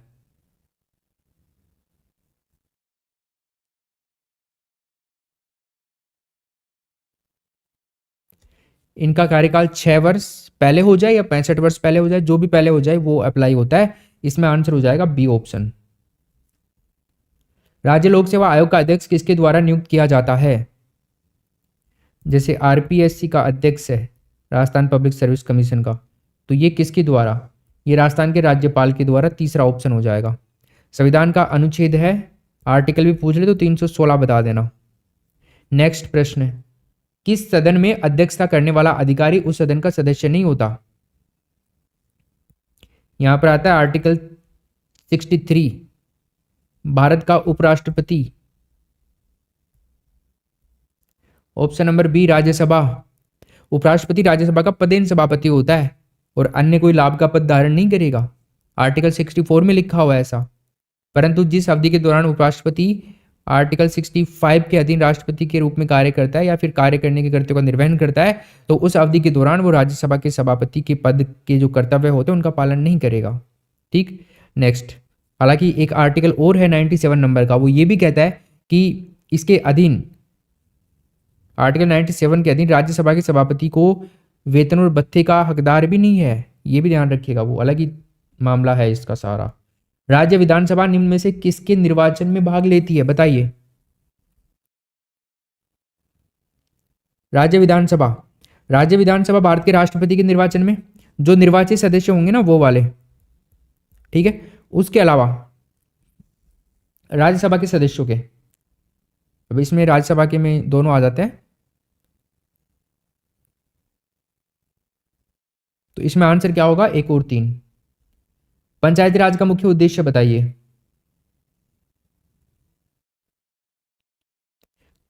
अनुच्छेद 73 संविधान संशोधन के तहत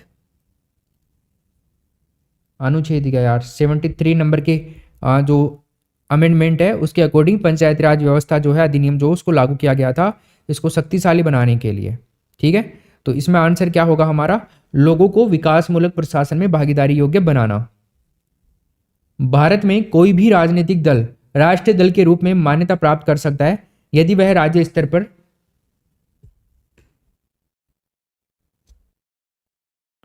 पर कम से कम दल है, मतलब राज्य स्तर पर दल के रूप में काम कर रहा है। ये इधर करके इसको कर लीजिए आप, ऐसा होगा ये। ठीक है, कितने राज्यों के अंदर, देखो भारत में राष्ट्रीय दलों की संख्या एक चीज होती है और राष्ट्रीय दल का दर्जा प्राप्त करने वाली पार्टियां जो हैं वो टोटल हो जाती हैं तब संख्या बन जाती है।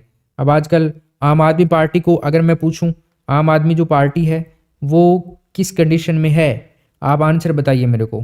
देखो इसमें क्या होता है ना, 4 या फिर अधिक राज्यों के अंदर कुल वैध मतों का 6% या लोकसभा के अंदर 4 सीट उसको मिल जाए तो वो राष्ट्रीय पार्टी हो जाएगी।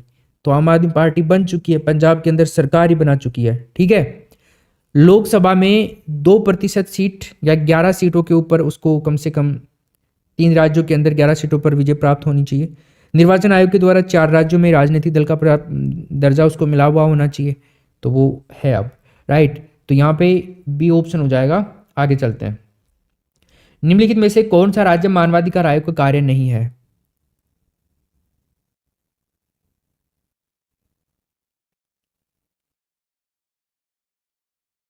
ये आ गया है ना, पहले वाला ही हो गया ये, बख्श देना। इसमें डी ऑप्शन होगा। संघीय लोक सेवा आयोग के अध्यक्ष की नियुक्ति कौन करता है बताओ। अनुच्छेद 315 के अंदर संघ के लिए एक लोक सेवा आयोग और प्रत्येक राज्य के लिए एक राज्य लोक सेवा आयोग का उपबंध किया गया है। ठीक है, तो यहाँ पे एक आर्टिकल है 316 नंबर का, उसमें क्या है ना, राज्यपाल के द्वारा राज्य जो लोक सेवा आयोग है उनके अध्यक्षों के सदस्यों की नियुक्ति भी की जाती है और अध्यक्ष की भी की जाती है। संघ लोक सेवा आयोग जो है ना, संघ लोक सेवा आयोग जैसे यूपीएससी है तो उसके सदस्य 65 वर्ष तक अपने पद पर बने रहते हैं, और जो राज्य लोक सेवा आयोग होते हैं, स्टेट पीएससी जो होती है, जैसे आरपीएससी ही ले लीजिए आप तो एग्जाम्पल, तो यहाँ पे 62 वर्ष उम्र प्राप्त करने पर उसको पद से हटा दिया जाता है। और सर्वोच्च न्यायालय की जो यूपीएससी के अंदर जो नियुक्ति करता है वो राष्ट्रपति करता है और राज्यों के अंदर राज्यपाल करता है। ठीक है, इनके नियुक्ति, तो यहाँ पे आंसर क्या हो जाएगा, राष्ट्रपति। भाई यूपीएससी की बात कर रहा है तो यहाँ पे 96 में देखिए, निम्नलिखित में से किसे संसद को संबोधित करने का अधिकार प्राप्त है। संसद को संबोधित,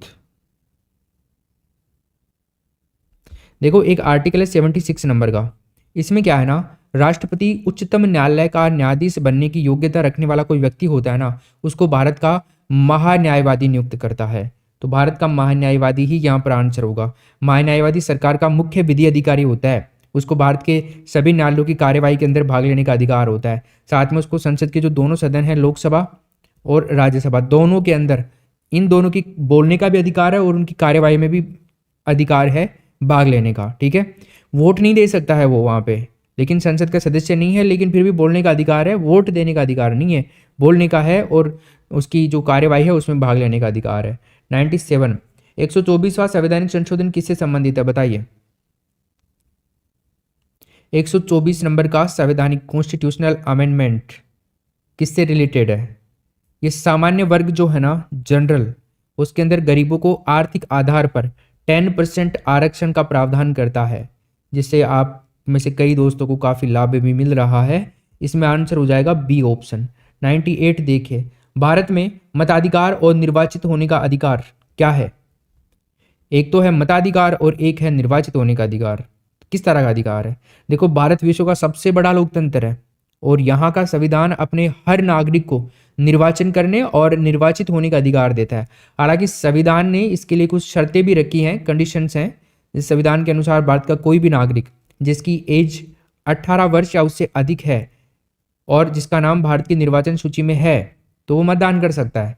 वो व्यक्ति उसी स्थान पर मतदान कर सकता है जहां उसकी मतदाता सूची का नाम दर्ज है, जहां का वो कैंडिडेट है, जहां का उसका मूल निवास है। संवैधानिक अधिकार है, ये तीसरा ऑप्शन हो जाएगा। याद रखना, यहाँ पे कंफ्यूज हो सकते हो आप। 99 संविधान की अनुसूची नंबर 6 इसमें से किस राज्य में लागू नहीं होती? छठी अनुसूची आर्टिकल 244(2) और आर्टिकल 27(1) इनके तहत असम, मेघालय, त्रिपुरा और मिजोरम, ये 4 स्टेट हैं जहां पर जनजातीय क्षेत्रों के प्रशासन के बारे में उपबंध है छठी अनुसूची के अंदर। बट मणिपुर में नहीं है, तो इसमें डी ऑप्शन करेंगे। नेक्स्ट क्वेश्चन, भारत के संविधान के किस अनुच्छेद के अनुसार राज्य के राज्यपाल के द्वारा मुख्यमंत्री को नियुक्त किया जाता है?